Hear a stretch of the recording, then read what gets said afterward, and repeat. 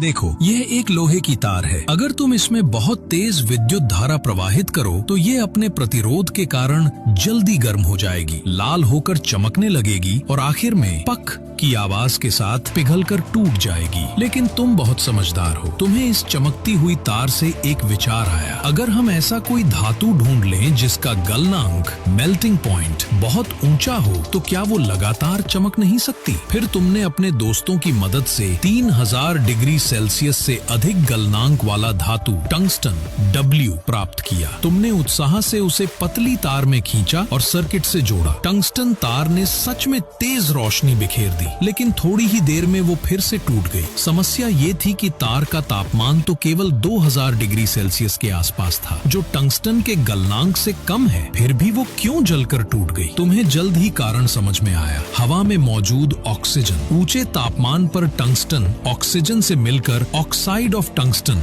WO3 बनाता है, जो वाष्पित हो जाता है और इससे तार जल्दी ही क्षतिग्रस्त होकर टूट जाती है। फिर तुमने एक और शानदार उपाय सोचा। अगर टंगस्टन तार को कांच के गोले से ढककर उसके अंदर की हवा निकाल दी जाए और फिर उसमें निष्क्रिय गैस जैसे आर्गन या नाइट्रोजन भर दी जाए तो ऑक्सीजन से प्रतिक्रिया ही नहीं होगी। और हुआ भी यही। जब तुमने बिजली प्रवाहित की तो टंगस्टन तार स्थिर उज्जवल रोशनी के साथ चमकती रही। लेकिन एक नई दिक्कत आई। टंगस्टन की तार का प्रतिरोध बहुत कम था, इसलिए उसकी रोशनी पर्याप्त नहीं थी। तब तुमने और चतुराई दिखाई। तुमने तार को और पतला किया और उसे घुमावदार सर्पिल कॉइल रूप में बनाया। इससे उसका प्रतिरोध बढ़ा और रोशनी भी ज्यादा हुई। हालांकि 2500 डिग्री सेल्सियस की सफेद तप्त अवस्था में टंगस्टन मुलायम हो जाता था, इसलिए तुमने उसे सहारा देने के लिए कांच का एक स्तंभ सपोर्ट रॉड बनाया, जिसे तुमने फिलामेंट सपोर्ट या हृदय स्तंभ कहा। ये न केवल बिजली से इंसुलेट था, बल्कि तार को सहारा भी देता था और बल्ब के अंदरूनी हिस्से को पूरी तरह बंद रखता था। इस तरह तुम्हारे बुद्धिमान मस्तिष्क ने बल्ब इनकेंडिसेंट लैंप का आविष्कार किया। और एक जरूरी बात,